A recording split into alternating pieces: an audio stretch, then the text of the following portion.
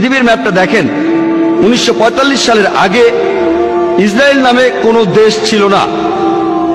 Israel দেশটাই ছিল না। এই ইহুদি দলগুলি, এই দলগুলিকে সন্ত্রাসী বলে ডাকতো ব্রিটিশরা। তারা একটা ইহুদি রাষ্ট্রের জন্য লড়ছিল। পরে তারা শক্তি দিয়ে ইসরায়েল দখল করে আর প্যালেস্টাইনিদের তাড়িয়ে দেয়। এখন এই লোকগুলি প্যালেস্টাইনের লোকদের বলছে, যাদের দাবিটা আরো জোরালো, তাদের দেশ ফেরত চায়। এখন তাদেরকে সন্ত্রাসী বলে ডাকছে ইসরায়েলিরাই। চিন্তা করেন, হিটলার 60 লক্ষ ইহুদি মেরেছিলেন। তিনি ইহুদিদের বের করে দিয়েছিলেন। তারা প্যালেস্টাইনে যাবে কেন? প্যালেস্টাইনিরা তাদের জ্ঞাতি ভাইদের আমন্ত্রণ জানিয়েছিল। তারা যদি কোনো দেশ চায় তাহলে জার্মানিতে ফিরে যাওয়া উচিত, ইউরোপে যাওয়া উচিত।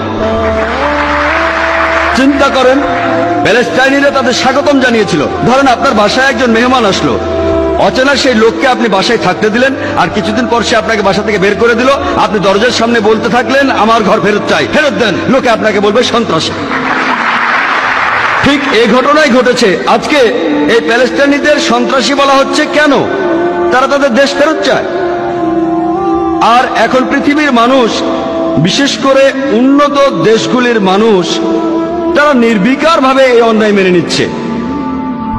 আমরা জানি যে জার্মানিতে ইতিহাস আমাদের বলে 1968 থেকে 1992 সাল পর্যন্ত মহান আল্লাহ তাআলার এই ছবিটিকে সম্মান করে ভিডিওটিকে লাইক করে চ্যানেলটিকে সাবস্ক্রাইব করে দাও। কারণ তুমি যদি মহান আল্লাহ তাআলার ছবিকে সম্মান করে চ্যানেলটিকে সাবস্ক্রাইব করে দাও, তাহলে মহান আল্লাহ তাআলা তোমার প্রতি খুশি হয়ে খুব দ্রুত একটি দারুণ সুসংবাদ নিয়ে হাজির হবেন। তো অবশ্যই টের করে